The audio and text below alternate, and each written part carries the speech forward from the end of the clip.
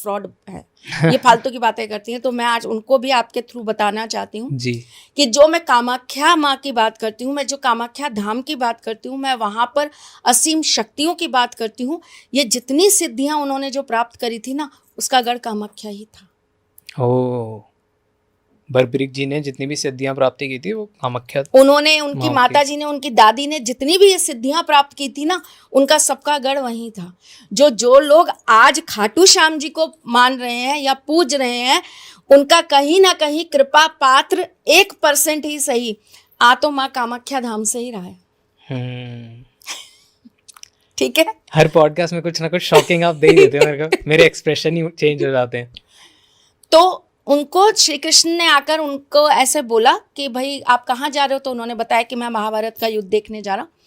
तो उन्होंने, वो वेश बदल कर आए थे श्री कृष्ण, तो उन्होंने बोला कि आपके एक तीर से आप इस पूरे के पूरे पेड़ के सारे जितने पत्ते हैं उनमें सब में छेद कर दो। उन्होंने ऐसे ही किया, लेकिन श्री कृष्ण जी ने क्या किया, एक पत्ता अपने पैर के नीचे छुपा लिया जी। और जैसे ही उन्होंने तीर निकाला, सारे के सारे पत्तों में छेद हो गया। तो श्री कृष्ण ने जब ऐसे पैर हटा के देखा तो उनके पैर के नीचे जो था पत्ता, उसमें भी छेद था, लेकिन वो छेद उनके पैर में भी हो गया था। इसी पैर के अंदर उन्होंने एक मणि लगा रखी थी, जिसकी चोरी का उन पे इल्जाम भी लगा था। आपको पता है, श्री कृष्ण को चोर भी बनाया गया था। वैसे तो वो चोर थे ही, बहुत कुछ चुराया उन्होंने, लोगों के माखन, गोपिकाओं का दिल, राधा जी का दिल और हम जैसे भक्तों का भी दिल, सुख चैन सब कुछ चुरा रखा है उन्होंने। हम गलत ट्रैक पे जा रहे हैं।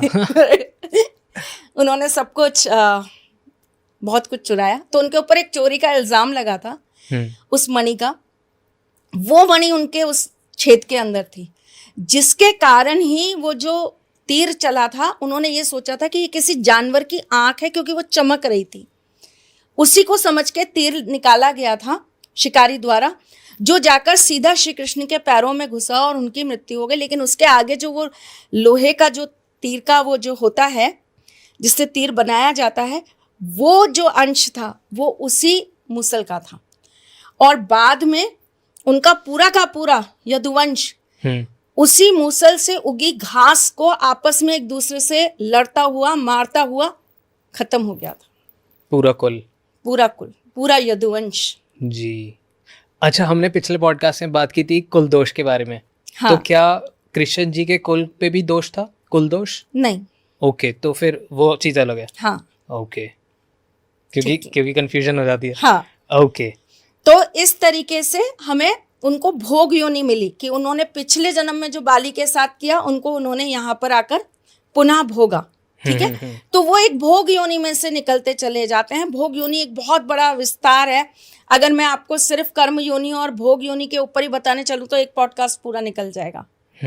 इतना बड़ा इसका वो है। इसको समझने के लिए बहुत ना आपको फिर बेसिक रूट्स में जाना पड़ेगा। थोड़ा सा ब्रीफली अगर बता सकते हो तो। कर्म योनि का बस यही एक बेनिफिट होता है कि इसके अंदर ना आप कर्मों को बदल सकते हो, टर्न कर सकते हो।